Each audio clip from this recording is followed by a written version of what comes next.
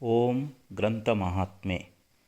ಶ್ರೀ ಸಿದ್ಧಪುರುಷನ ಈ ಪವಿತ್ರ ಚರಿತ್ರೆಯನ್ನು ನಿತ್ಯವೂ ಶ್ರದ್ಧೆಯಿಂದ ಓದುವ, ಕೇಳುವ, ಪೂಜಿಸುವ ಸರ್ವಭಕ್ತರಿಗೆ ಧರ್ಮ, ಅರ್ಥ, ಕಾಮ, ಮೋಕ್ಷಗಳು ಸಿದ್ಧಿಸುವು. ಸರ್ವ ನಷ್ಟ ಕಷ್ಟಗಳು, ಸರ್ವ ಪಾಪ ತಾಪಗಳು, ಚೋರ ವೈರಿ ವಿಷ ಭೂತಾದಿ ಭೀತಿಗಳು ಬಯಲಾಗಿ ಸರ್ವದಾ ಸಕಲ ಸನ್ಮಂಗಳಿಂದ ಕೂಡಿದ ಸುಖ ಸೌಭಾಗ್ಯಗಳು ಒದಗಿ ಬರುವು.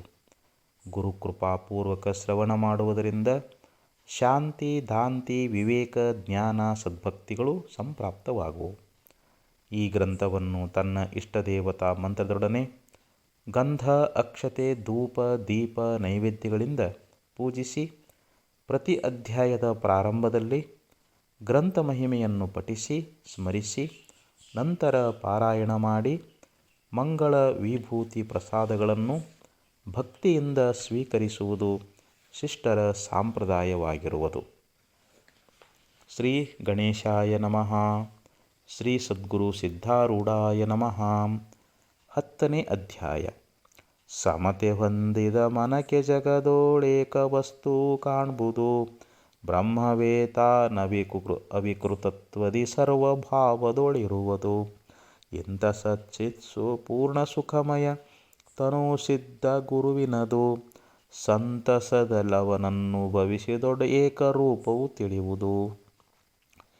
ಶ್ರೀ ಸಿದ್ಧಾರೂಢ ಭಗವಂತನು ಪ್ರಾಣಿಗಳ ಮೇಲೆ ಬಹು ಕೃಪಾವಂತನಿದ್ದು ಭಕ್ತರಿರಲಿ ಉನ್ಮತ್ತರಿರಲಿ ಭವಸಾಗರದೊಳಗಿಂದ ಅವರನ್ನು ತಾರಿಸಲಿಕ್ಕೆ ಸಿದ್ಧನಾಗಿರುವನು.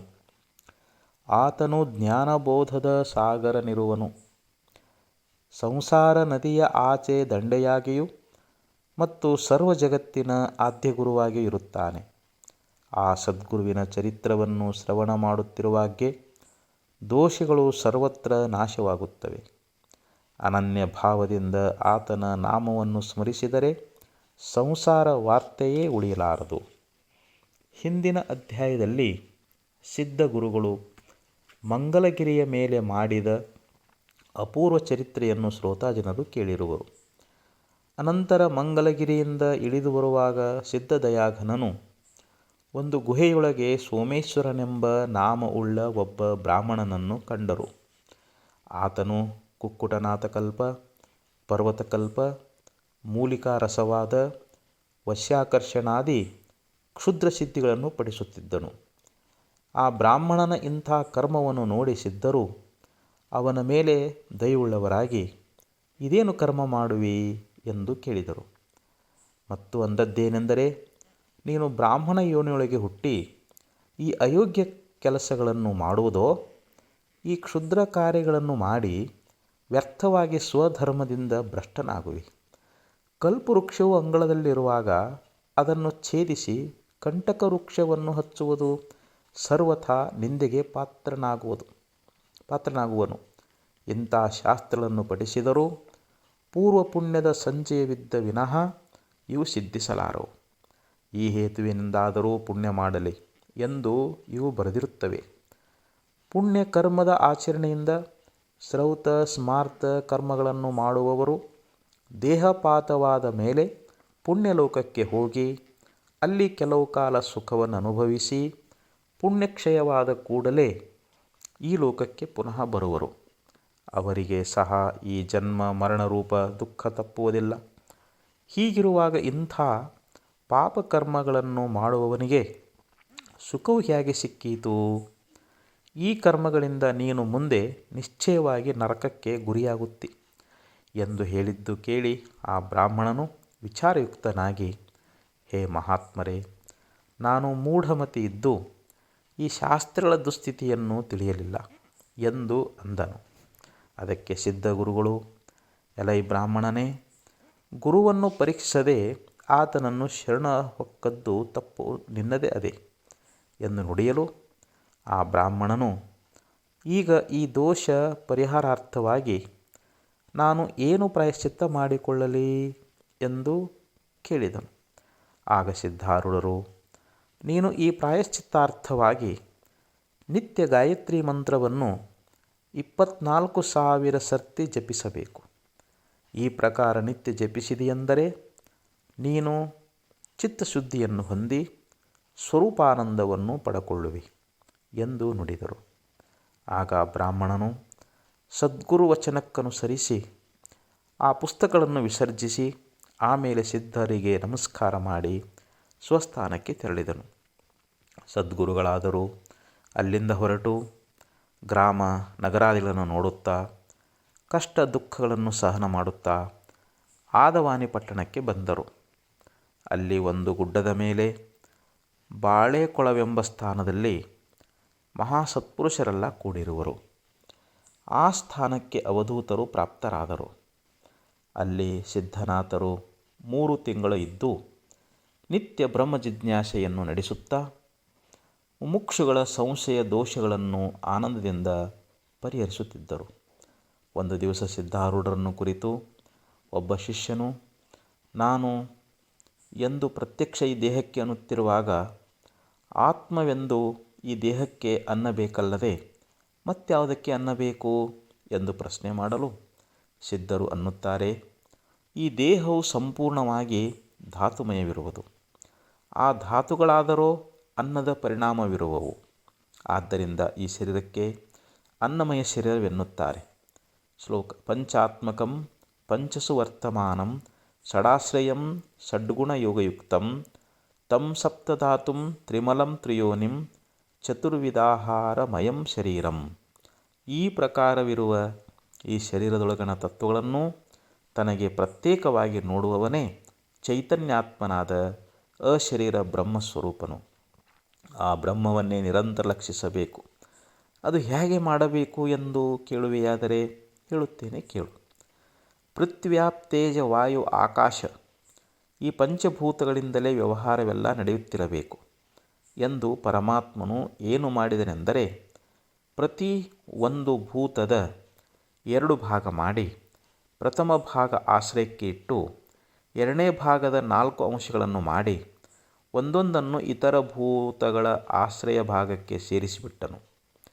ಇತರ ಭೂತಗಳ ಪಾದಾಂಶ ತಕ್ಕೊಂಡು ಪ್ರತಿಯೊಂದು ಭೂತವು 5 ಭಾಗವುಳ್ಳದ್ದಾಗಿ ಹೀಗೆ 25 ತತ್ವಗಳಾದವು. ಈ ಎಲ್ಲ ತತ್ವಗಳು ಕೂಡಿ ಈ ದೇಹವಾಯಿತು. ಆದರೆ ಆ ದೇಹವು ಚಲನರಹಿತವಾಯಿತು. ಇದನ್ನು ನೋಡಿ ಪರಮಾತ್ಮನು, ಇದು ಜಡವಾಗಿದೆ, ನನ್ನ ಹೊರತು ಇದು ಚಲನವಾಗಲಾರದು ಎಂದು ತಿಳಿದು ಕಪಾಳವನ್ನು ಭೇದಿಸಿ ಜೀವರೂಪದಿಂದ ದೇಹವನ್ನು ಪ್ರವೇಶಿಸಿದನು.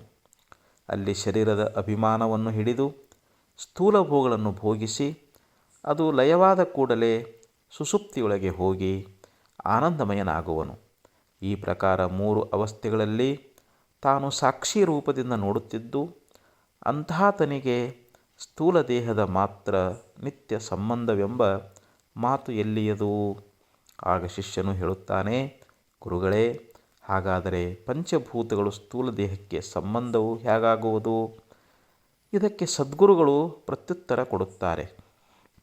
ಅಲೈ ಶಿಷ್ಯನೇ ಕೇಳು. ದೇಹದೊಳಗನ ಕಠಿಣಾಂಶವೇ ಪೃಥ್ವಿ, ಹಾಗೆ ದ್ರವಾಂಶವೇ ಜಲ. ಚಲನವು ವಾಯುವಿನ ಅಂಶವು ಮತ್ತು ಸುಷಿರ ಭಾಗವು ಆಕಾಶವು. ಈ ಪ್ರಕಾರ ದೇಹವನ್ನು ಭೂತಗಳಿಗೆ ಹಂಚಿಕೊಡಲು ದೇಹದ ಅಭಾವಾಗುವುದು. ಅಂಥ ಅಭಾವಾತ್ಮಕವಾದ ದೇಹ ನಾನು ಎಂದರೆ ಮಹಾ ಅನರ್ಥಕ್ಕೆ ಪಾತ್ರನಾಗುವೆ.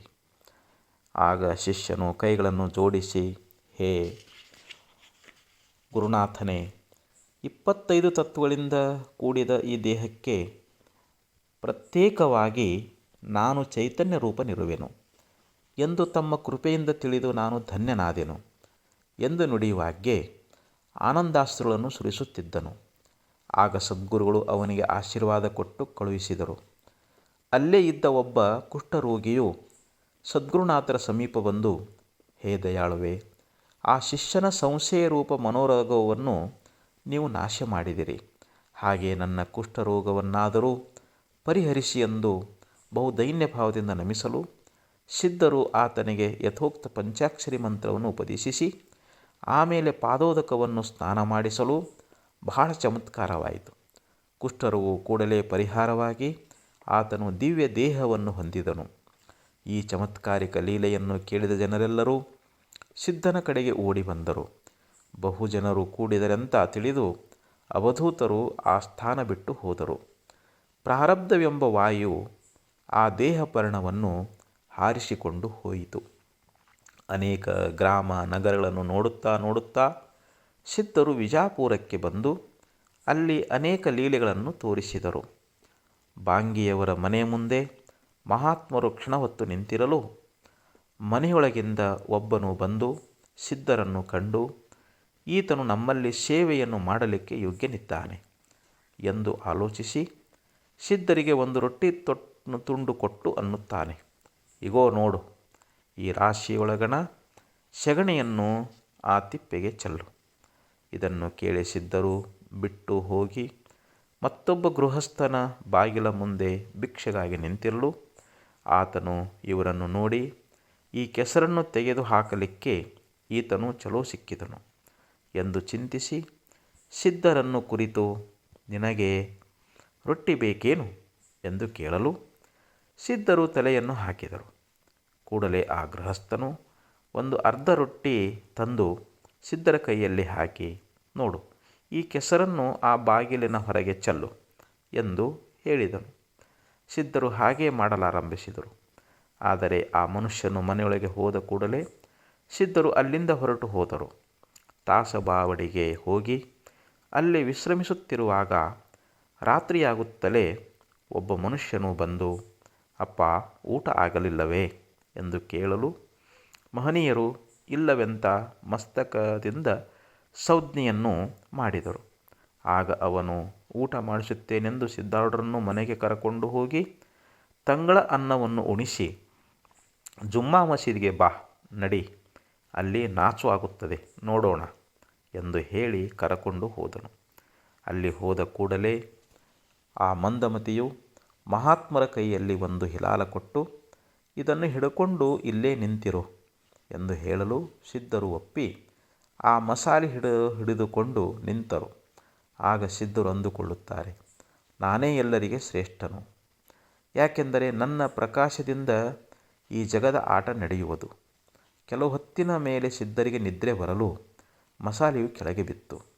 ಕೂಡಲೇ ಆ ಮನುಷ್ಯನು ಬಂದು ಸಿದ್ಧರ ಕಪಾಳಕ್ಕೆ ಹೊಡೆದನು ಮತ್ತು ಪಂಜೆಯನ್ನು ಕೈಯಲ್ಲಿ ಕೊಟ್ಟು ಎದ್ದು ನಿಂದಿರಿಸಿದನು. ಆಗ ಜನರೆಲ್ಲರೂ, ಇವನನ್ನು ಯಾಕೆ ನಿಂದಿಸುತ್ತೀರಿ? ಈತನು ಹುಚ್ಚನಿದ್ದಾನೆ, ನಾವು ಬಲ್ಲೆವು ಅಂದರು. ಆಗ ಅವಧೂತರು ಅಂದುಕೊಳ್ಳುತ್ತಾರೆ, ಚಲೋದಾಯಿತು, ಪ್ರತ್ಯೇಗಾತ್ಮನು ಹೇಗೆ ಸುಸುಪ್ತಿಯೊಳಗಿಂದ ಎದ್ದು ಜಗನ್ನಾಟಕವನ್ನು ಪ್ರಕಾಶ ಮಾಡುತ್ತಾನೋ ಹಾಗೆ ನಾನು ತಮೋರೂಪ ನಿದ್ರೆಯೊಳಗಿಂದ ಎಚ್ಚೆತ್ತು ಈ ನಾಟಕವನ್ನು ಪ್ರಕಾಶಿಸುವೆನು. ಕಪಾಳದ ಪೂಜಾ ಮಾಡಿ ನನಗೆ ಇವರು ಬಹುಮಾನವನ್ನು ಕೊಡುತ್ತಾರೆ. ಹೀಗನ್ನುತ್ತಾ ಆ ಮಹನೀಯರು ಆನಂದದಿಂದ ತಲೆದೂಗುತ್ತಿದ್ದರು. ಆಟ ಪೂರ್ಣವಾದ ಬಳಿಕ ಆರೂಢರು ಅಲ್ಲೇ ಭೂಶಯನವನ್ನು ಮಾಡಿದರು. ಕೆಲವು ಕಾಲ ಇದೇ ಪ್ರಕಾರ ಸಿದ್ಧನಾಥರು ಕಷ್ಟವನ್ನು ಅನುಭವಿಸಿ ಯಾವ ಮನೆಯಲ್ಲಿಯೂ ಭಿಕ್ಷಾ ಸಿಗದು ಎಂದು ನೋಡಿ ಜನಸಂಚಾರದ ಸ್ಥಾನಗಳನ್ನು ಬಿಟ್ಟು ಬಿನ್ಚೀಪ್ ಮಸೀದಿಯ ಹಿಂದೆ ಹೋಗಿ ಅಲ್ಲಿ ಇದ್ದು ಸೀತಾಫಲಾದಿಗಳನ್ನು ತಿಂದು ಕೊಂಡಿರುತ್ತಾ ಭೂಮಿ ಮೇಲೆ ಮಲಗಿಕೊಳ್ಳುತ್ತಿದ್ದರು.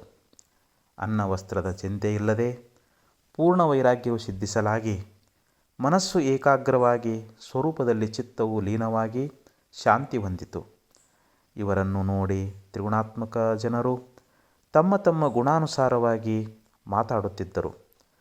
ವರ್ಣರಿಷ್ಠರಾದ ಭ್ರಾಂತ ಜನರು ಈತನು ಚಾಂಡಾಲನಿರುವನೆನ್ನುವರು.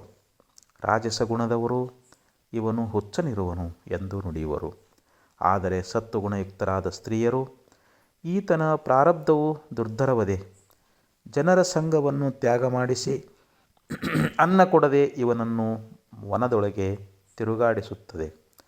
ಕರ್ಮದ ಕಾರ್ಯವು ಗಹನವಾದದ್ದು, ನಮ್ಮಿಂದ ತಿಳಿಯಲಾಗದು ಎಂದು ಭಾಷಣ ಮಾಡುತ್ತಿದ್ದರು. ಈ ಸ್ತ್ರೀಯರ ಮಾತುಗಳನ್ನು ಕೇಳಿ ಸಹನಶೀಲರಾದ ಸಿದ್ಧರು ಈ ಕೆಳಗಿನ ಅನುಭವವನ್ನು ನೆನಪು ಮಾಡುತ್ತಾರೆ. ಶ್ರೀಶೈಲದ ಪೂರ್ವ ದಿಕ್ಕಿನಲ್ಲಿ ಬದ್ವೇಲಿ ಎಂಬ ಗ್ರಾಮವಿರುವುದು. ಆ ಗ್ರಾಮದೊಳಗಿನ ಒಂದು ದೇವಾಲಯದಲ್ಲಿ ಮಹಾತ್ಮರು ಕೂತಿರುವಾಗ ಒಬ್ಬ ತಳವಾರನು ಬಂದು ಸಿದ್ಧರನ್ನು ಕುರಿತು, ನೀನು ಯಾರಿದ್ದಿ, ನಿಶ್ಚಯವಾಗಿ ಹೇಳು ಎಂದು ಕೇಳಲು ಲೌಕಿಕ ಭಾಷಣವನ್ನು ಮಾಡದಿರುವ ಸಿದ್ಧರು ಏನೊಂದು ಉತ್ತರ ಕೊಡದೆ ಸುಮ್ಮನಿದ್ದದ್ದು ನೋಡಿ ಆ ತಳವಾರನು ಸಿಟ್ಟಿಗೆದ್ದು ಒಂದು ಏಟು ಒದ್ದು ಮಹಾತ್ಮರ ಕೈ ಹಿಡಿದು ಭರಭರನೆ ಎಳೆದು ಚಾವಡಿಗೆ ಕರಕೊಂಡು ಹೋದನು ಮತ್ತು ಕೊತವಾಲನಿಗೆ ಹೇಳಿ ಕತ್ತಲೆಯ ಕೊಠಡಿಯೊಳಗೆ ಹಾಕಿದನು. ಕೊತವಾಲನು 2ನೇ ಗ್ರಾಮಕ್ಕೆ ಹೋಗಿರಲು 3 ದಿನಗಳವರೆಗೆ ಸಿದ್ಧರು ಕೈದಿಯೊಳಗೆ ಉಪವಾಸ ಬಿದ್ದಿದ್ದರು. ಕೊತವಾಲ 4ನೇ ದಿವಸ ತಿರುಗಿ ಬರಲು ತಳವಾರನು ಆತನಿಗೆ ನೆನಪು ಮಾಡಿದಾಕ್ಷಣ ಮಹಾತ್ಮರನ್ನು ಹೊರಗೆ ತರಲಿಕ್ಕೆ ಆಜ್ಞೆ ಕೊಟ್ಟನು. ಅಶಕ್ತರಾದ ಸಿದ್ಧಮುನಿಗಳನ್ನು ಇಬ್ಬರೂ ಕೈ ಹಿಡಿದು ಹೊರಗೆ ತರಲು ಕೊತವಾಲನು, ನೀನು ಯಾರು ಇದ್ದಿ, ಯಾವ ಊರವನು ಎಂದು ಕೇಳಲು ಸಿದ್ಧರು ಉತ್ತರ ಕೊಡದಿರಲು ಕೊತವಾಲನು ಸಮೀಪ ಬಂದು ಕೇಳಿದನು. ಆದರೂ ಸಿದ್ಧನಾಥರು ಮಾತನಾಡದಿರಲು ಕೊತವಾಲನು, ಈತನ ಮೈ ಬಹಳ ನಾರುತ್ತದೆ, ಚಲೋದಾಗಿ 4 ಏಟು ಹೊಡೆದರೆ ಕೂಡಲೇ ಮಾತು ಹೊರಡುವವು ಎಂದು ತಳವಾರನಿಗೆ ಅಪ್ಪಣೆ ಕೊಡಲು ಇಬ್ಬರೂ ಕೂಡಿ ಸಿದ್ಧಗುರುಗಳಿಗೆ 11 ಏಟು ಹೊಡೆದರು. ಪ್ರತಿಯೊಂದು ಏಟಿಗೆ ಶಿವಾರ್ಪಣಮಸ್ತು ಎಂದು ಸಿದ್ಧರು ನುಡಿಯುತ್ತಿರಲು ಒಬ್ಬ ಬ್ರಾಹ್ಮಣನು ಇದನ್ನು ಕಂಡು ಸಿದ್ಧಾರೂಢ ಶಾಂತಿ ಕಲೆಯನ್ನು ನೋಡಿ, ಈತನು ಮಹಾತ್ಮನಿರುವನು, ಇವನನ್ನು ಬಿಟ್ಟು ಬಿಡಿರಿ, ನಾನು ಮನೆಗೆ ಕರಕೊಂಡು ಹೋಗುವೆನು ಎಂದು ಕೊತವಾಲನಿಗೆ ಹೇಳಲು ಆತನು ಸಿದ್ಧರನ್ನು ಬಿಟ್ಟುಕೊಟ್ಟನು. ಆ ಬ್ರಾಹ್ಮಣನು ಸಿದ್ಧರನ್ನು ತನ್ನ ಗೃಹಕ್ಕೆ ಕರಕೊಂಡು ಹೋಗಿ ಪ್ರೇಮದಿಂದ ಅಭ್ಯಂಗ ಸ್ನಾನವನ್ನು ಮಾಡಿಸಿ ಭೋಜನವನ್ನು ಮಾಡಿಸಿದನು. ಈ ಪ್ರಕಾರ 15 ದಿವಸ ತನಕ ಮಹಾತ್ಮರನ್ನು ರಕ್ಷಿಸಿದನು. ಗ್ರಾಮದ ಜನರೆಲ್ಲರೂ ಆ ಬ್ರಾಹ್ಮಣನ ಮನೆಗೆ ಬಂದು ಸಿದ್ಧಗುರುಗಳ ದರ್ಶನವನ್ನು ತಕ್ಕೊಂಡು ಅವರ ಮುಖದಿಂದ ಬರುವ ವೇದಾಂತ ಭಾಷಣವನ್ನು ಕೇಳಿ ತೃಪ್ತಿ ಹೊಂದುತ್ತಿದ್ದರು. ಬಿಜಾಪುರದಲ್ಲಿ ಅರಣ್ಯದೊಳಗೆ ಸಿದ್ಧಯತಿಗಳು ಇರುತ್ತಿರುವಾಗ ಸ್ತ್ರೀಯರು ಅಂದ ಮಾತುಗಳನ್ನು ಕೇಳಿದಾಗ ಈ ದುಃಖದ ಅನುಭವವನ್ನು ಸ್ಮರಿಸಿ ಸಿದ್ಧರು ಅಂದುಕೊಳ್ಳುತ್ತಾರೆ, ಇಲ್ಲಿಯ ಕಷ್ಟಗಳು ಅದಕ್ಕಿಂತ ಎಷ್ಟೋ ಲೇಸು. ಬಳಿಕ ಸಿದ್ಧರು ನಿರ್ವಿಕಲ್ಪ ಸಮಾಧಿಯೊಳಗೆ ಸ್ಥಿತರಾದರು. ಶ್ರೀ ಸದ್ಗುರುನಾಥನ ಗಹನವಾದ ಈ ಚರಿತ್ರದ ಶ್ರವಣದಿಂದ ಸರ್ವದೋಷಗಳು ಹರಣವಾಗುತ್ತವೆ ಮತ್ತು ಮನವು ಉನ್ಮನಾವಸ್ಥೆಯನ್ನು ಹೊಂದಿ ಅಲ್ಲೇ ಜ್ಞಾನ ಪ್ರಕಟವಾಗುವುದು ಎಂಬಲ್ಲಿಗೆ ಶ್ರೀ ಸಿದ್ಧಾರೂಢ ಕಥಾಮೃತದೋಳು ಶ್ರವಣ ಮಾತ್ರದಿಂದ ಸರ್ವ ಪಾಪಗಳನ್ನು ಭಸ್ಮ ಮಾಡುವ ಈ 10ನೇ ಅಧ್ಯಾಯವನ್ನು ಶಿವದಾಸನು ಶ್ರೀ ಸಿದ್ಧಾರೂಢ ಸದ್ಗುರುಗಳ ಚರಣಾರವಿಂದಗಳಲ್ಲಿ ಅರ್ಪಿಸಿರುವನು.